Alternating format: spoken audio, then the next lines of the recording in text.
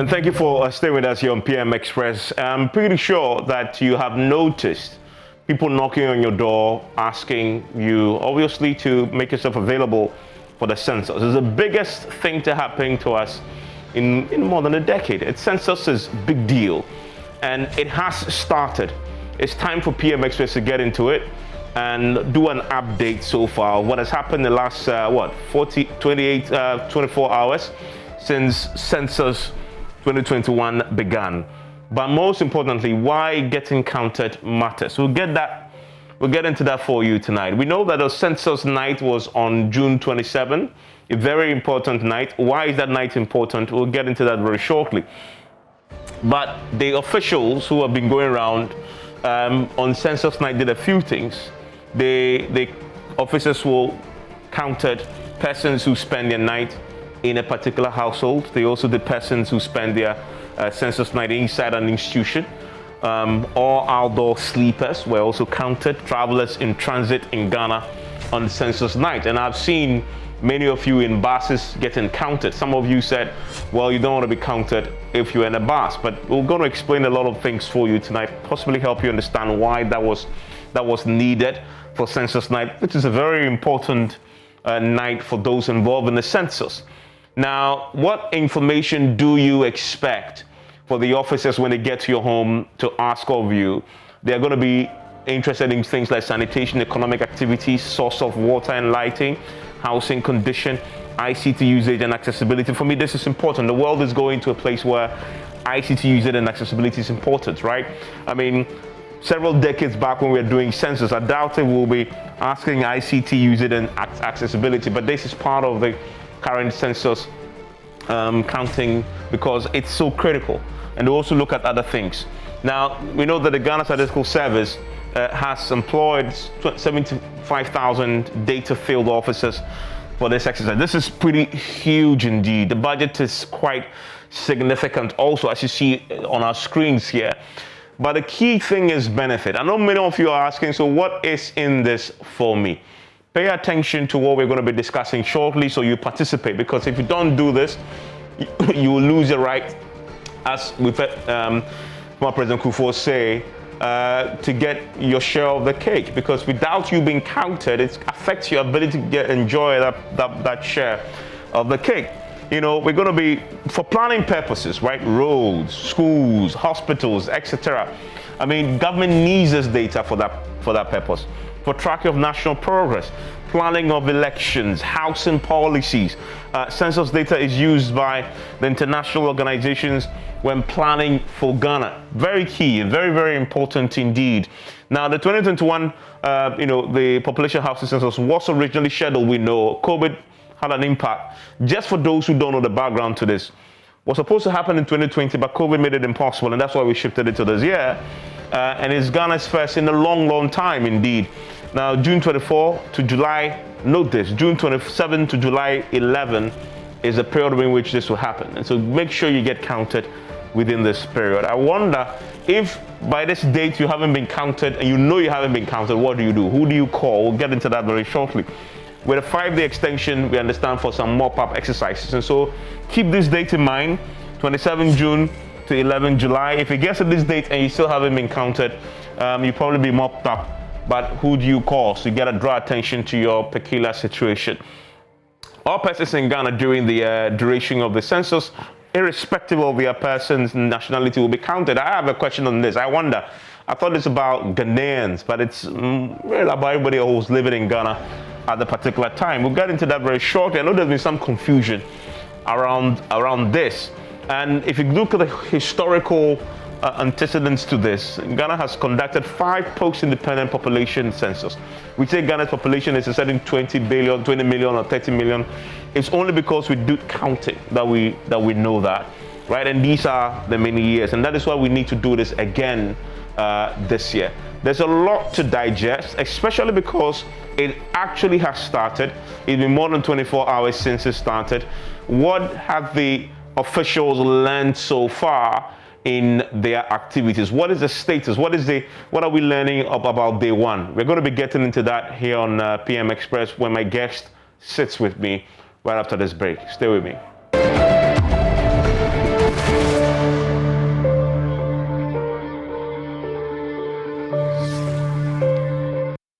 And thank you very much for staying with us. Have you been counted yet? If you haven't, make sure you get counted. Why? We'll get into that very shortly. Professor Samuel Inin is a government statistician. He is a busy man in the next, 2 weeks plus, mop up. And he's taking time off his busy schedule to be here with us so we can understand. Also because this has started. There's a lot of talk leading into this. Now it's actually on the road, and so begin to understand a bit more of maybe the challenges, but also how are they addressing some of them, and also moving forward, how they plan to get to your home wherever you are in Ghana. Prof, thank you very much for joining us on PM Express. Thank you, Evans, for having me on the show. Let's start with the basics. Have you been out yourself today, counting people? The only enumeration I did was with the president, and also monitored the interview with the former president, John Dramani Mahama. Okay, great. And I noticed that John Kufuor had also been counted. He said some very interesting things about how you'd, if you don't get counted, you shortchange yourself in the sharing of the national cake, because, you know, it's only when we know you that we can get you your share of the pie. I'm pretty sure you agree with that view that was expressed today.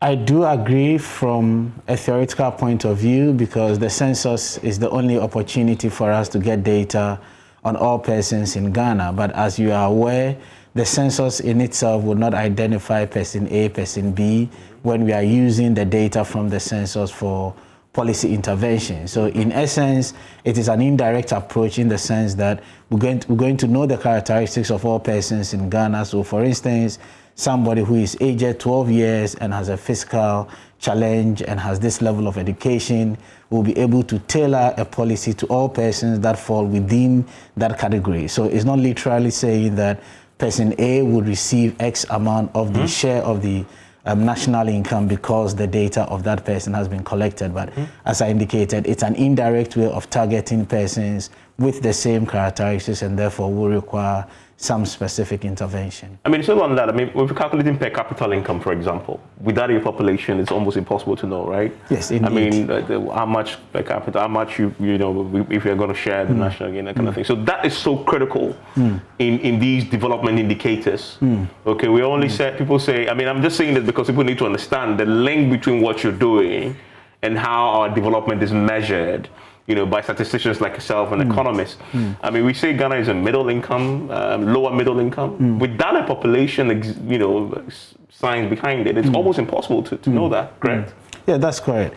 So what I do in my public education campaign on the relevance of the census broadly is to put it into 5 categories, and I've characterized these 5 categories with starting with a D, with all the relevant importance that I want us to attach to the census undertaking. The first is, I say, census undertaking is the basis for our democracy. Census undertaking is the basis for our development. The third one is census undertaking is the basis for our dignity. And the fourth one is census is the basis for the disaggregation of data that we talked about. And the fifth one is the denominator, which you are talking about. We cannot calculate the per capita income of a country if we do not know its population. So currently we have a per capita income hovering around $2,300 US. And this is simply based on the population projections that we've done since 2010 up to 2011. Definitely over this period, the indicators that we've used for the population projections sort of weakens in terms of its reliability because of the time span, and that is why every 10 years it is important to do an update of the count so that you can get the accurate per capita income. So depending on how the population figures pan out is going to inform us whether Ghana will still be classified as a lower middle income country or otherwise. And that is so critical if you followed, in terms of how much development aid, for example, you get, how much you don't get. It's so for a country like Ghana, this is it. Let's come back to today. It's been how many hours since? More than just a little about 24 hours, correct? Since you started? Yes, about 24 hours. Yesterday around this time, we're wrapping up our activities for the Census 9 celebration. We scheduled our activities yesterday in such a way that by 7 p.m. we would move out to target our outdoor sleepers, that is the homeless population. We didn't want to go at a time that they are asleep for us to wake them up for the counting to be done. So the schedule was such that between 5 p.m. and 7 p.m. we do all the celebrations so that people would be aware of the relevance of the census night, then counting of persons who were in transit. So as you indicated, we visited a terminal point so that people were departing and arriving, we could capture data on them. Indeed, for persons who spent yesterday in short stay institutions, i.e. hospitals and cells, because of the numbers for some hospitals such as Kolebu, we started accounting around 3 p.m. to ensure that by 9 p.m., 10 p.m. thereabout, we would have finished with the exercise. Interesting. So how has it been during the day? Because this is the first daytime counting you've had, correct? Give me your, I know you have 75,000 people working for you? Yeah, so let me put the numbers in context. So ahead of a census activity, you need to think about the persons that you would want to put in training vis-a-vis those that you would want to have ready for data collection exercise and those that you would actually put out there for the data collection. So ahead of the training exercise, we had screened 76,500 persons, and that was our target, trainees that we're going to put in the classroom. We were mindful of attrition. That is why we update from the current figure that we have now to the 76,500. We ended up having 75,500 thereabout in the classroom. And after the training exercise, we had 70,000 of them that had been trained, ready for the field work. From the 13th up until now, we've engaged 67,419. So we still have a buffer of about 2,600 that if we're going to have attritions, if we're going to have areas that we have to add on, because we've observed that there are certain localities that in the past 1 year, because they are fast evolving areas, structures have sprung up in a very short period. So there is the need to relook at our workload management and put more people there. So currently in the field, we have 67,419 persons that we use for the listing, and we've moved them into the enumeration phase. By Thursday, Friday, we're going to make a determination on their rate of work, and then over the weekend would decide whether we need to fall on the 2,600 that we have. So you almost have a backup plan of people, yes, on standby to join when if you need it. So give me your what has been the major takeaways in the last 24 hours, especially since you had your first day of counting, the first during the daytime of counting this morning all the way to now. What has been your feedback so far from the field? If you don't mind, let me relate it to our experiences from the listing phase we started on the 14th, because basically they have not changed. It's a two-phase data collection exercise. The only difference is that with the first phase, we're doing chalking and listing of structures, and we had very minimal questions that we posed to respondents in Ghana, whereas the reverse is the case for the main enumeration that we have now. We're not doing any chalking, we're not doing any listing, but we are going heavy on the questions that we are asking. So during the chalking and listing phase of the exercise... Chalking and listing is when somebody came to my house, I don't know when, I think this was last weekend or something, and then asked me some very basic questions, and then took a chalk and wrote a thing on the one I'm asking. But if it rings, it's, oh, the chalk, we dipped the chalk in water. And so it sort of, then, in essence, he left. So I was wondering, is that the census says, oh, no, somebody will come and do the proper questioning, etc. That's what you mean by chalking and... That's exactly what we did in terms of chalking and listing. But again, I'm going to explain the use of chalks, soaking the chalks, and also the use of the tablets. We use chalks just to enable us identify all the structures. So it is not the basis of the data collection. In enumeration areas that are compact, that are relatively containable by our enumeration areas, we have just one person doing the chalking and the listing of the structures. And what that means is that the person would canvass the whole enumeration area and make sure that every structure is sequentially chalked. Then the person will start the process of picking the data on the structures. So indeed, if we have an experience where the chalking has been washed away, technically the information on the structure is sitting on the tablet, and as we speak, all of them are with us at the head office. So we technically are not losing anything as a result of the rainfall that has resulted in washing away of the chalking that we did. So going back to your earlier question in terms of the experiences, yes, in the last 24 hours, it hasn't been that much different from what we experienced during the listing phase. There are some of the issues that continue to linger on, and these are issues surrounding boundary disputes, issues surrounding pockets of people that for some reason they wouldn't want to be part of the census undertaking. As you indicated, some people on the buses just felt that they don't want to be counted at a terminal point, so they want to go back. And also the issue that we need to deal with, areas that are under conflict. And on our own side, things that we anticipated in the area of power, because we had some areas that had more than 3 days of power outages. So we had our tablets and our power banks running out. So these are issues that we anticipated, and in the last 24 hours, they've not changed. The only thing that came to our attention, which we had to address, and again we anticipated, is the free flow of the transition from the listing stage to the enumeration stage. And this typically came up in the late hours of yesterday when we were doing the counting of the homeless population, and we had our men on the ground, so we quickly relayed the information to them, and thankfully they fixed it. So going into the next 13 days of this exercise, we do not anticipate any major challenge. Okay. Talk to me about these areas of conflict. So what, your men aren't able to go into these areas because of, just explain to me what the challenge is there. So one of the things that we are very mindful in census undertaking is the security of both our enumerators, and also to ensure that the exercise will not spark any existing or a conflict that is sort of tamed down over the period. So we try as much as possible, as you may be aware, to recruit people from the locality for purposes of the respondents knowing them, and also for purposes of language. So if there's a conflict in an area, we are able to pick up that intelligence. So in the Upper East region, we had areas that both our enumerators and our respondents hinted us that given the conflict in those places, we may have to engage the security agencies.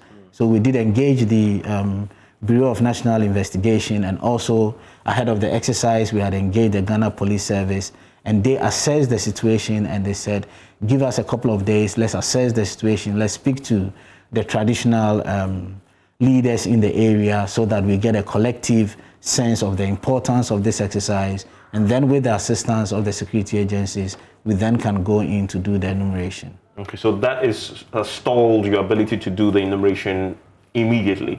Immediately. Indeed, we had two areas that had these conflict challenges in the Upper East region. One of them our men have started work in, and we're looking forward to getting the other area enumerated. I hope none of your men so far have been assaulted or been manhandled in any way since it started. Not as a result of the conflict, but we've had instances where individual respondents have thought that our enumerators have really intruded in their homes or in their houses, so for that reason they had some verbal, and on one instance we had there was minimal physical assault. So what? I mean, the person felt the person didn't have a right to come to them to ask them the details we're asking?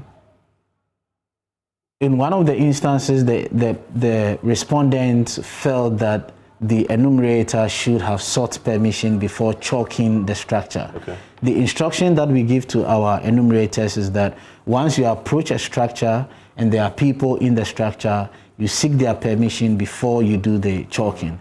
In the event where there's nobody in the structure, you go ahead and you do the chalking, and once you come back to collect the information, the first thing that you do is to pay courtesies to the residents and mention to them that we had to do this work. The law mandates us to do this work. This is the season, and that is why we've done a lot of publicity, education, and advocacy on it. So when we got there and you weren't there, we did the chalking, but permit us to proceed with the national exercise. So this was one of the instances that the respondent didn't feel very happy about it, but definitely it's an isolated case, and we've dealt with it henceforth. Okay. I mean, that leads me to the concerns we saw that some of your employees issued a statement that insurance cover, transportation should be increased and that they had petitioned. Did that come to your attention?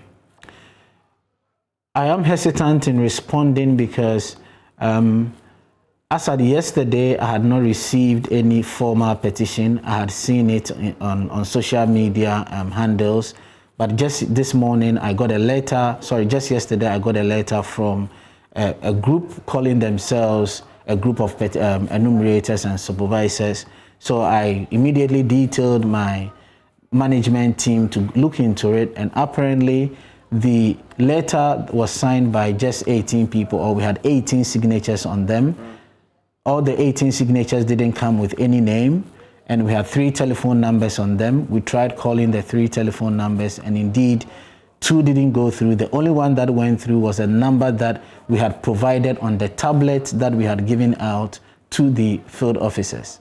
So clearly the document in itself is not tenable because it was addressed to the chief statistician, Ghana Statistical Service, and there isn't a single position for that, and I was copied in that letter.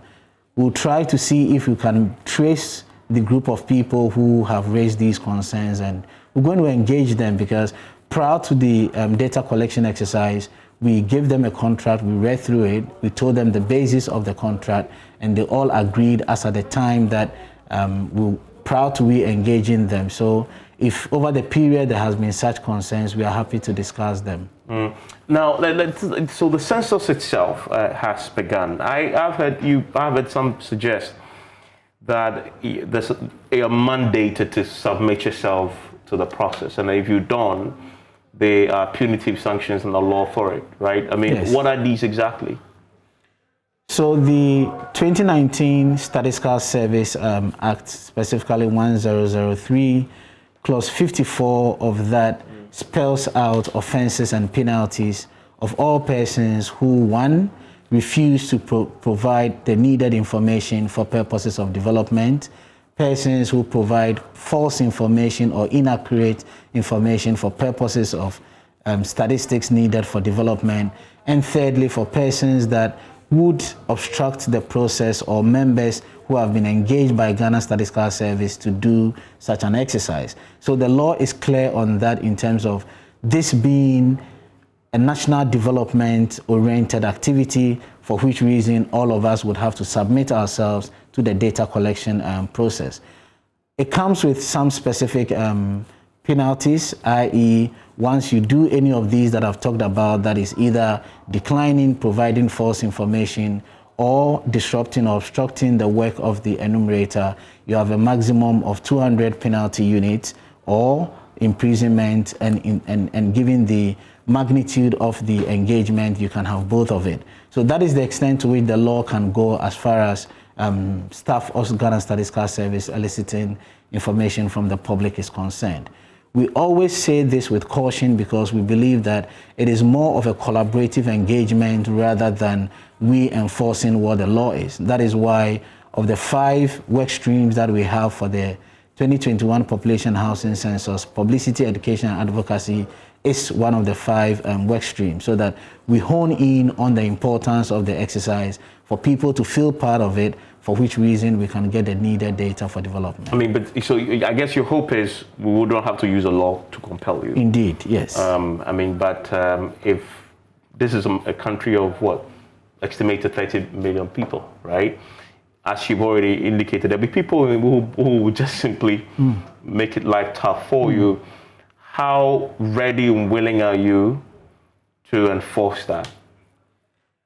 In terms of readiness, we are, but as I indicated, there is this reluctance part of it. So because all that we need to do is to initiate the process once you decide not to give us the information or obstruct the work of somebody that we've engaged to collect the data. So our readiness, I think we are, but as I indicated, this is something that we're going to do over and over again. Data collection is the key mandate of the service. So we would want to have that cordial atmosphere between enumerators and respondents so that anytime we need the data for development, we can get it. I mean, this is just out of curiosity. I was listening to a very fascinating documentary recently where in the US, in Census now, there's a group of people called the nuns.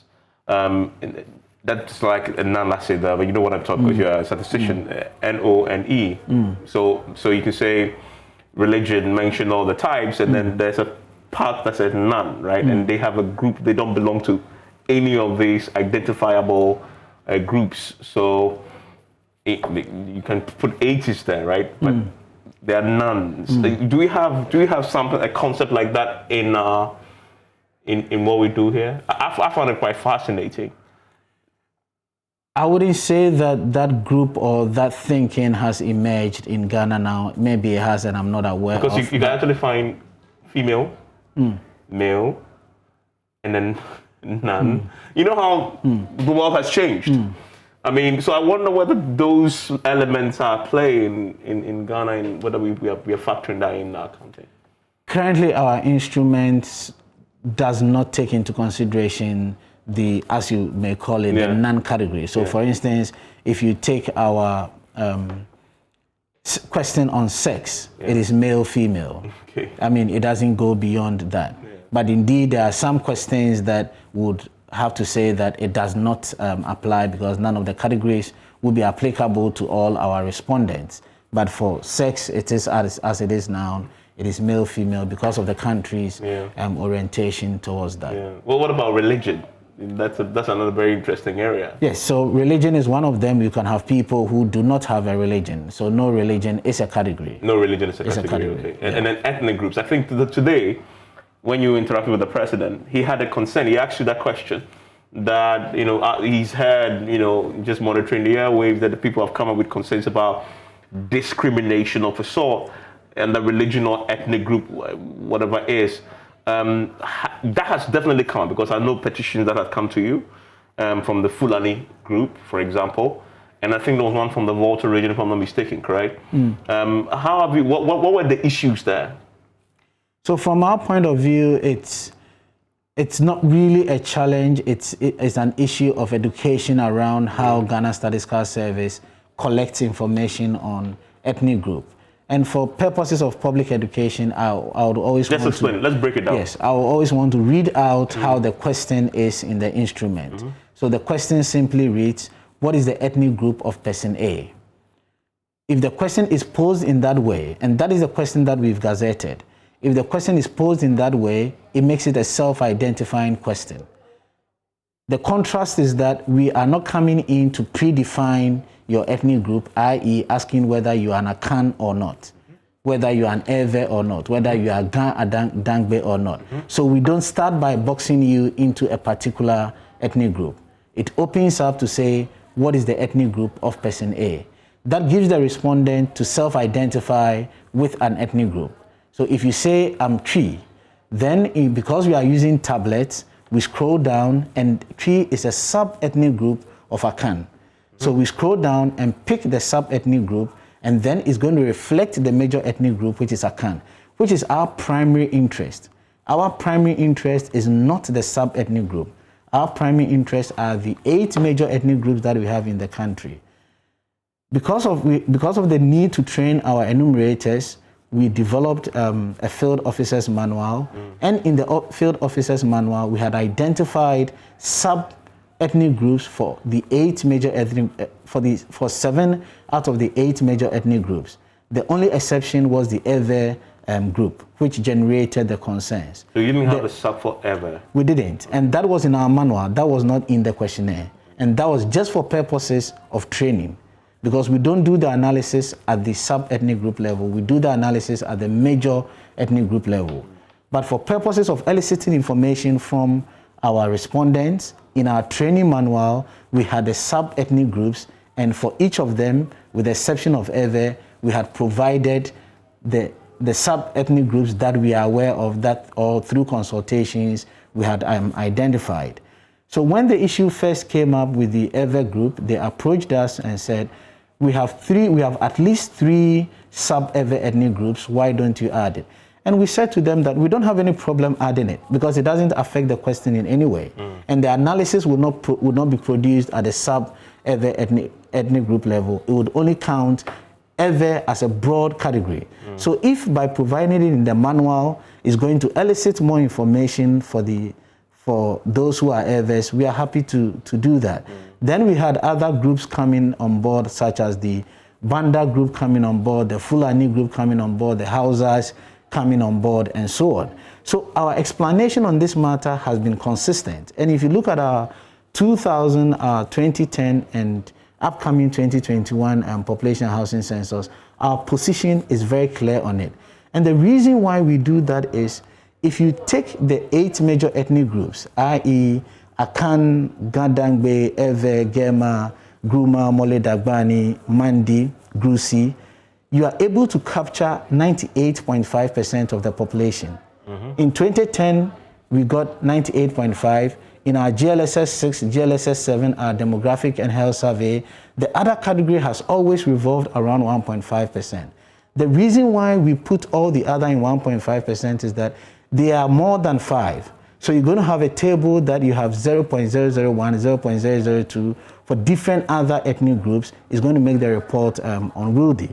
That is why once you get something that the rest will be less than 1%, if you divide the 1.5 across the other group, we keep all of them as other.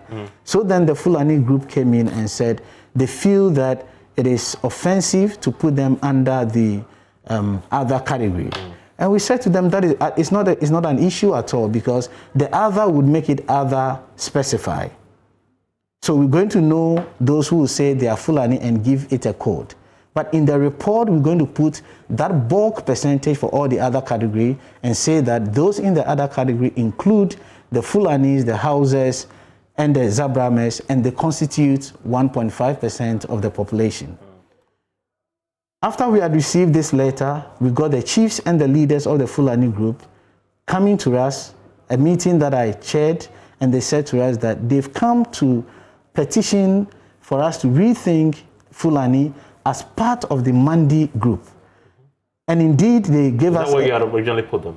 Yes, Under the Mandi group. So if I say Fulani, they'll scroll down and put you there under the... Yes, but again... So it's a subcategory. It's a subcategory. Yeah. So when we finish with the report, we're not going to see Fulani as a major ethnic group because it is a sub-Mandi ethnic group. So our report will simply, for instance, say that the Mandi group constitutes, let's say, 1.1%, which was what we got in our previous census. The Mandi group constitutes 1.1%, and the sub-Mandi ethnic groups that we have in there include Fulani, Banda, and so on. So from our point of view, it was really an issue of... But would you have known how many people exactly Fulanis? Because we're providing them with a code, we're going to know the proportion for Fulanis. I say that with caution, because as I indicated, if I approach you and instead of telling me that you are Fulani, you say you are Mandi, keep in mind that our primary goal is the major ethnic group. So once you say Mandi, we're going to put you under the category Mandi and not Fulani. We're going to get that population for only those who are going to tell us that they are Fulani, which will lead us to the major ethnic group, which is the Mandi group. So we always need to keep in mind that the sub-ethnic group is not what we are analyzing, it's just for ease of data collection. And the reason is simple. Ethnicity over the period, especially for the 4th and 5th generations that we have, has become very mixed. So it's difficult for one to really differentiate as you go down people of the 5th and 6th generation. And that is why we keep it at the major ethnic group level. So has this Fulani issue been resolved? Or do they understand now, they've accepted that this is what's going to happen? To a very large extent, we will say it's been resolved, because as I said, when we met with the chiefs and we agreed that we're going to have Fulani as one of the sub-Mandi ethnic groups, we reached a consensus on that. We exchanged letters and we all signed that. But just this morning, I've received letters that apparently the group that initially raised the concern would want a formal response to their letter, and also they had written to the Ministry of the Attorney General's office, and the Attorney General is requesting that we provide some responses in that regard. But from my point of view, technically it has been resolved. Okay, so what they want a legal opinion on this matter? Because I'm curious why the Attorney General might be involved. I'm clueless about that. Okay. But you're going to respond to that inquiry Indeed. also. I mean, detailing how you approached the resolution. Indeed. Okay. I mean, but you had the community signing, so you have that document to show that they had agreed that this is the way forward. Yeah. Okay. Because that is so important. Because if you don't handle that properly and your men show up, that can become fodder for some confrontation.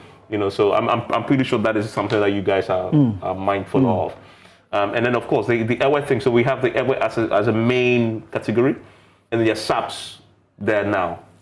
So we had a back and forth on that. As I indicated, we did make room to provide the ever ethnic groups, but they later wrote back, that is the ever group, later wrote back to say that we want to keep it as it is, because some group also raised concerns on the 3 sub-ethnic groups that they had provided and requested that we want to be one, so we want to go back to it.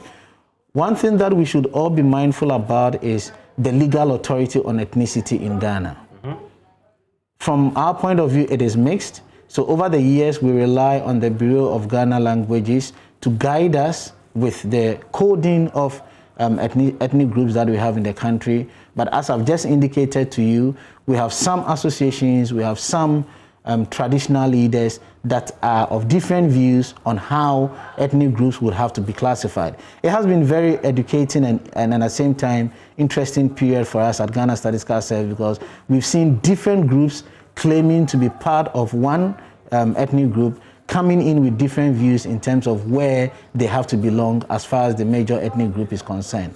So moving forward, one of the lessons that we're picking from this is a discussion around the legal authority, or for that matter, the group or the team that would have to determine how ethnicity has evolved over time in this country. I want to take a break. When I return, there's more to try and digest as we move forward.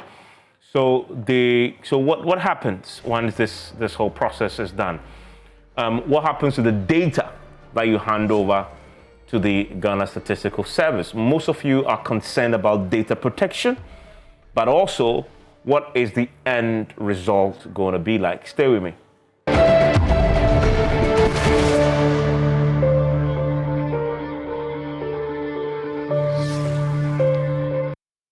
And still with us here on PM Express, my guest in the studio, Professor Samuel Anim, is a government statistician. We're talking about something that has already begun. Get counted, because it's the only way, as former President Kufuor said it, that you possibly would get your share of the national pie when it's been distributed. Because if they don't know you exist, not you as in Evans Mensah, but the fact that you are part of the number. I mean, if you know there are 5 people, then you can multiply, right? And so you can then share accordingly. So be part and be counted. Prof, let's talk about data protection.